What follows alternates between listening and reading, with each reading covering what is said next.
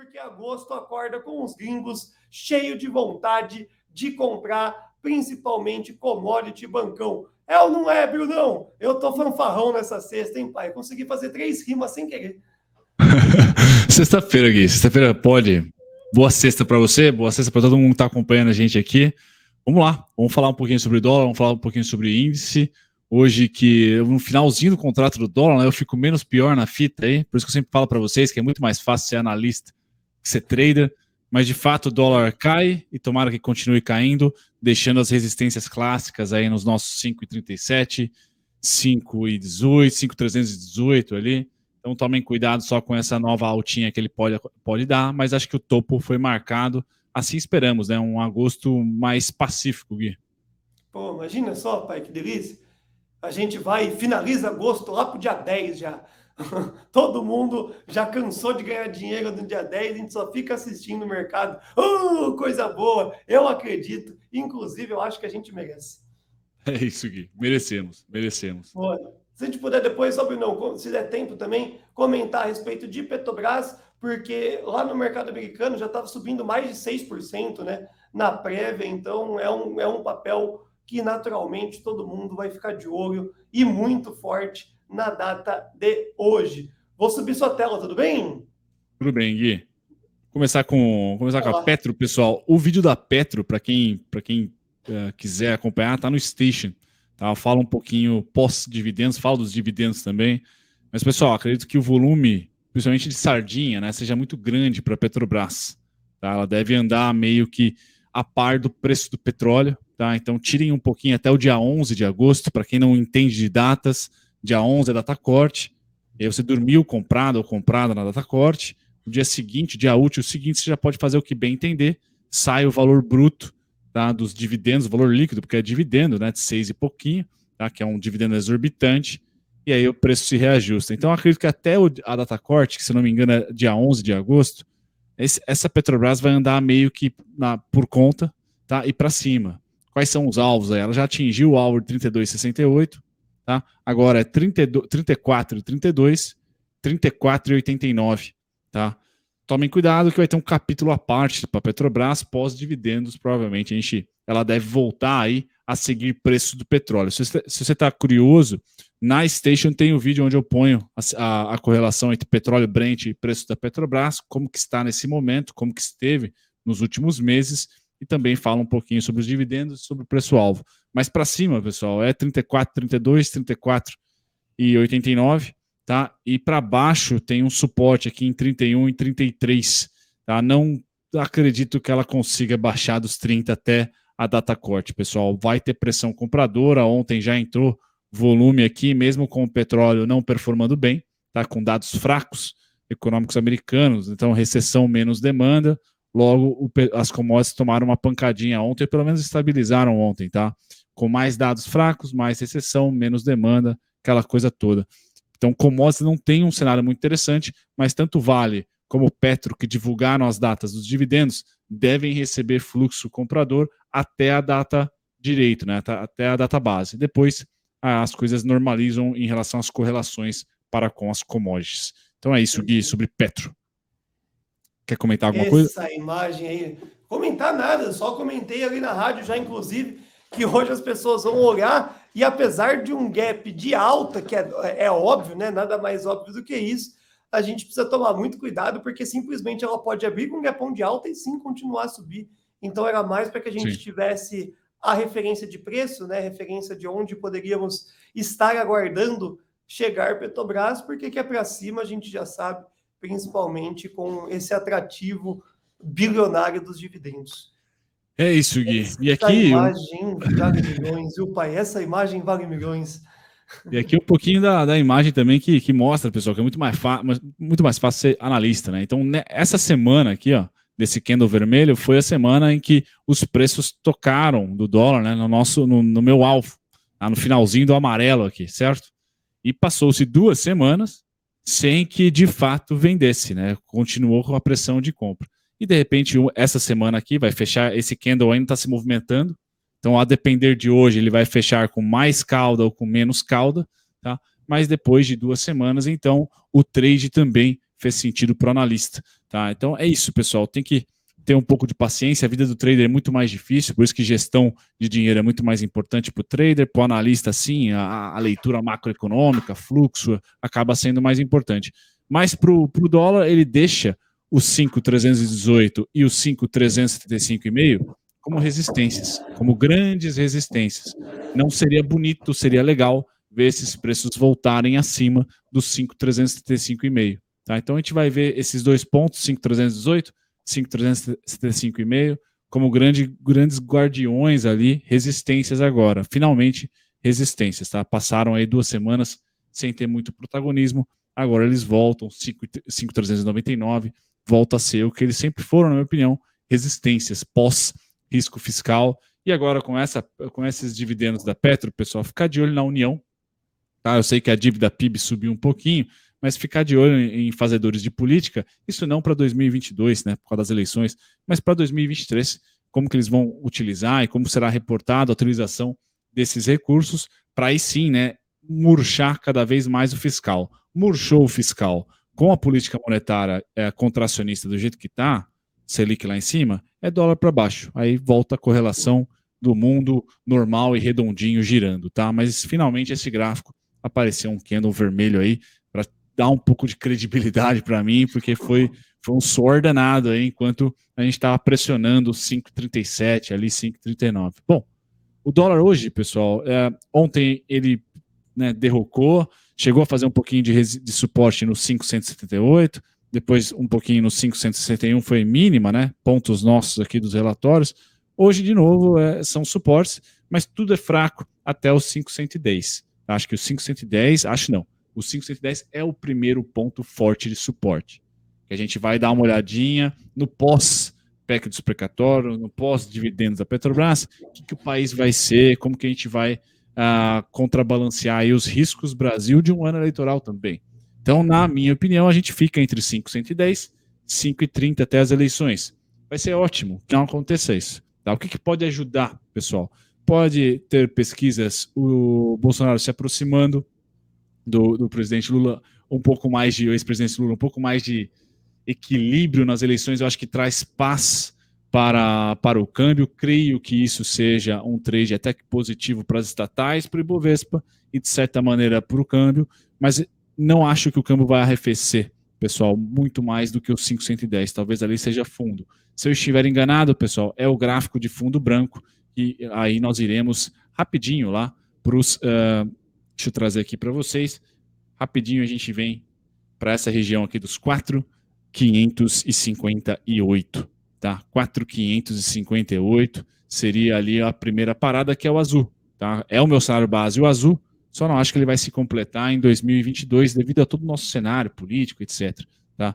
Acho que vai ser concretizado aí em 2023, se a gente for um aluno comportado. Senão a gente deve ficar lateral aí entre os 5,110 e eu tenho ali o 4.962,5, 4.951 para ficar entre 5,37, 4.951, 5,110, 5,375, nessa margem aí. Se a gente for um bom aluno, a gente rompe essa mínima e vem para os 4.558 e, quiçá, 4.278. Seria maravilhoso terminar esse ciclo de queda dessa maneira, mas vai depender aí de condições que a gente não tem conhecimento hoje, né, de 2023 para frente. Tá? Então, os pontos para hoje, eu não vou dar nenhuma resistência para vocês aqui até os 5.290,5. Tá? Para ser bem conservador, é uma sexta-feira. Acho que vocês ganharam bastante dinheiro ontem. Então, hoje, ser precavido faz sentido. Tá? 5.290,5, 5.318, já começa a ser ponto forte. 5.356, que é o 37, o 39, são todos pontos fortes aí, que eu não acho que o dólar tem capacidade de subir. E para baixo, pessoal, também vou colocar poucos alvos para baixo, porque o 5,110 já está pertinho. Tá? Então, talvez a gente feche o contrato no 5,110. Aí, de fato, o meu cenário base se realiza, tá? Com muita dor para vocês traders, porque passaram-se 2 semanas ali testando os 5,37 e os 5,39, indo até os 5,50. Tá? Então, assim fecha o dólar. Gui, quer comentar alguma coisa? Não, achei perfeito, principalmente a utilização dos pontos. aonde a gente sabe, né, que vai ter que ter essa correção técnica, essa alta vai ter que existir, mas sempre reforçando o viés baixista. Eu já sou um pouco mais otimista, como sempre, eu já vejo os 4,70 como uma realidade, principalmente pós-eleição. Eu comecei a trazer um otimismo adicional pós-eleições 2022 e prévia de rush natalino. Espero que seja certo. Hoje, Bradesco trouxe o Ibovespa a 130 mil pontos em 2022. Então, a gente começa a ter aquelas futurologias sensacionais que a gente tem que digerir. Então, vamos tentar entrar parcial nesse otimismo aí de Bradescão da massa 130 mil pontos, porque caso isso seja uma realidade, vamos supor que chegou perto dos 130, o dólar tem que estar pelo menos próximo dos R$ 4,70. E aí, quando a gente fala de um intradiário, a gente sabe de novo que vai ter as suas expectativas de movimentações mais altistas, mas sempre agora para trazer a queda 510, o grande guardião. É isso aí, Gui. 510. E também, ó, tomara que você esteja certo, viu? Abaixo dos 510, eu vou ter poucos pontos aqui. Vai ter os 5,075,5, 5,016 e depois de fortes 4,927,5, 4,893. Mas isso são os pontos para o relatório do final de semana. Acho que hoje é muito difícil, depois de uma queda forte, tá, a gente conseguir vencer os 510. Torço bastante, viu, pessoal? O VWAP de toda a queda e de toda a alta recente estão localizados em 5,216,5, 5,142,5, ou seja, o fechamento de ontem. Aí é uma região em que o dólar tende a dormir e ficar caranguejando por alguns dias, pelo menos por esse contrato, já que hoje é o último dia. Já virou, né? Já é o IDOU, já, né, Gui? Então, para o próximo contrato, esse deve ser a base das precificações. O Ibovespa, pessoal, também, a vida de analista é mais fácil, então eu falava para vocês, vocês receberam esse gráfico aqui, acho que faz 2 semanas que vocês recebem o mesmo gráfico, né? Estamos aqui em 2011, né, 2012, tá? Aquele fundo dentro de um mercado de baixa, de commodities arrefecendo, o mundo entrando em crescimento menor, impressora diminuindo, a gente teve alta, pessoal. Teve alta, então vai ter altas durante os nossos mercados de baixa, tá? E eu acredito que nós estamos exatamente no início de uma delas, tá? Então caímos uma, caímos duas, agora está na hora dos verdinhos entrarem em campo, tá? Os verdinhos aqui, o primeiro ponto é o 102,900 e pouquinhos, 915, se não me engano. Agora a gente vai para o que o Gui falou, 105, 106 ali, tá? E quiçá a gente atinge o 112, 113, que era alvo recentemente aí de algum bancão também, tá? Mas é natural esperar uma compra, tá? E esperar uma compra técnica, porque macroeconomicamente falando, não tem nada favorecendo o emergente. Ou é inflação, juros altos, ou é recessão. Juros baixos, mais recessão. Então, nada favorece nós aqui, o que parece cada vez mais pujante para se comprar são as empresas de tecnologia americanas, porque com recessão a gente tende a ter juros fechando é bom para empresas de tecnologia, o Brasil não tem empresas de tecnologia que carregam o índice, então muito provavelmente lá o S&P, o Nasdaq estejam próximos das mínimas, eu acho que eles fazem mais uma mínima, pelo menos até agosto, assim acredito, mas é mais uma no máximo, quiçá estou errado, não faremos novas mínimas na terra do tio Sam. Mas aqui no Brasil, o mundo é um pouquinho mais quadrado, porque a gente depende de demanda. Depende de demanda por commodities, e isso, com todo mundo subindo juros, não faz muito sentido de acreditar, pelo menos que essa demanda seja maior que 2021, tá? E que 2022, isso em 2023. Bom, feito isso, pessoal, estamos com um viés técnico para cima, tá? E os resultados do segundo TRI, principalmente dos bancões, devem ser excepcional. E, de novo, cenário para os bancos com fiscal expansionista, PEC, corte de imposto, isenção de ICMS expansionista, mais dinheiro para as empresas, mais dinheiro para a população, contra uma política monetária contracionista, ou seja, o custo do dinheiro está caro, mas tem mais dinheiro em circulação, o custo está mais caro, é o mundo perfeito para a seguradora, é o mundo perfeito para banco, tá? Ou que aplica em CDI ou que vende dinheiro. É o mundo perfeito para quem vende dinheiro hoje no Brasil. A gente tem mais dinheiro rolando na economia com um custo gigantesco, que o CDI está alto. Então, pessoal, é um cenário para banco muito melhor até do que 2020 ali, por exemplo. tá? Quando nós tivemos todo o fiscal expansionista e uma taxa de juros lá embaixo. O custo do dinheiro ficou tão barato que os bancos se perderam ali para ganhar dinheiro nos empréstimos. Agora é o oposto. Tem mais dinheiro, é uma PEC de 40 e tantos bi, assim como foi os dividendos da Petro, que de 80 e poucos bi, metade vai para a União. Então metade paga, né, boa parte da PEC ali, sem dúvida nenhuma. Mas agora o dinheiro está caro. Então todo o dinheiro circulando na economia é os bancões ganhando muito dinheiro em cima. O spread está gigantesco, porque o CDI está alto, a Selic está alta, e o custo de qualquer empréstimo hoje não está barato, não. Vocês viram aí as reportagens que saíram, o banco ganhando dinheiro em cima do auxílio. Tá? Então, fazendo crédito ali em cima do auxílio, fazendo dívida em cima do auxílio. Então, o bancão deve vir com resultados exuberantes no segundo tri, e por causa da PEC, eu postergo isso até o final do ano. Tá? Então, não vejo que, pelo menos, o IFNC vá colocar o Ibovespa para baixo. A gente tem que ficar de olho aí na China para ver se segura a Vale, segura o minério. Tá? E o resultado da Petrobras ontem, muito importante se colocar, quem leu o release, percebeu, no segundo tri do ano passado, 45% das exportações tinham destino da China.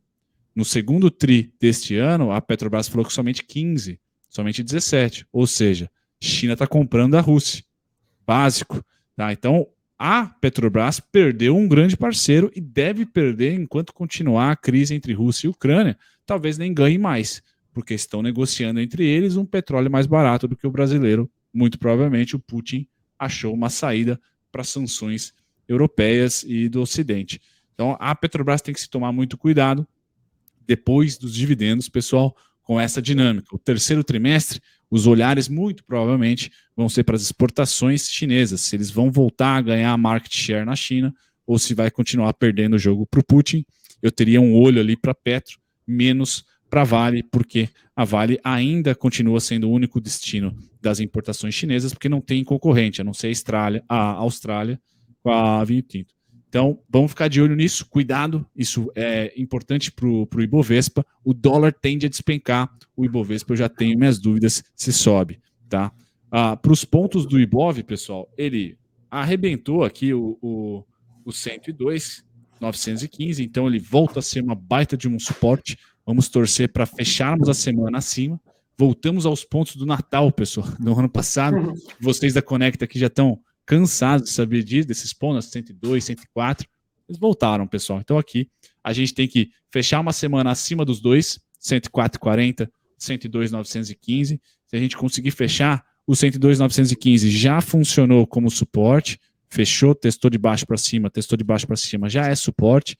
Então é chover no molhado.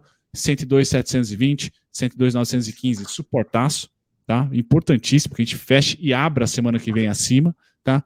Para ir testar o 104,40 hoje, pode ser o teste, tá? Passou do 104,40, voltamos a um ponto de novo do rush natalino, 104,850, tá?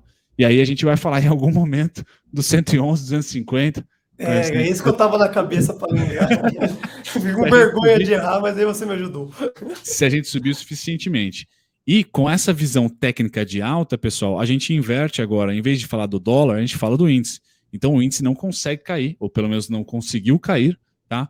Mais do que 1.700 pontos. Caiu 1.750 aqui, 1.740 colar. Quando a gente vem um pouquinho para frente, 1.440 aqui, 1.425 a colar. Tá? Então a gente tem 1.180 aqui. Então a gente tem de 1.200 a 1.700, ou seja, 500 pontos ali, para começar a especular a compra e aguardar mais uma estilingada para cima, pessoal. Eu acredito que pelo menos até o 104,40, 102,915 já tocamos. Então agora a gente vai lá para o 105, 106. Quem sabe a gente fale no mês que vem, no mês do desgosto, né? Agosto, mês do desgosto. Talvez seja um mês bom, tá? Fale em 111, tá? No 111, 250, se não me engano. Deixa eu até ir para cima aqui, mas eu acho que é 111, 250, 107, 255, isso aí, ó. 111, 250. Talvez a gente fale dele de novo. E aí concretiza a primeira reunião nossa da Conecta lá no TC presencial. É o tal ano caranguejo que você comprou em janeiro, vai voltar em setembro, agosto, e que deve voltar lá em março do ano que vem, e a gente vai ficar balançando esse barco até as condições macroeconômicas voltarem a estar em um patamar de crescimento econômico e não de inflação e recessão. Sensacional, hein, Brunão? Pô, sextou com um baita de um morning call. Aula, né? Aulê, você acabou dando aqui nessa sexta-feira conosco. É isso aí, Gui. Eu acho que semana que vem talvez nós estejamos de casa nova, né? A gente vá direto para o YouTube. Então, eu espero ser educado o suficiente lá para começar também a dinamizar as transmissões via YouTube aqui no TC. Sensacional. A gente está demais, viu, pai? Olha, como diria os meninos ali da caixinha de pergunta, nós tá melhor do que o Ganso e o Neymar na época do Santos. Tá maluco? Ó, de brava ali, tocava só ali. Só a conta bancária que não, né? Ih, não vai chegar também, viu, pai? Tem que vender muito dólar. Tem que aguentar voo, não pode estopar antes de aguentar voo. Esse sempre foi o X da questão. É isso, meu pai. Se divirta nessa sexta. Amanhã tamo junto. E qualquer coisa a gente chama. Beijo, meu pai. Sucesso. Valeu. Tchau, tchau. Tchau, tchau.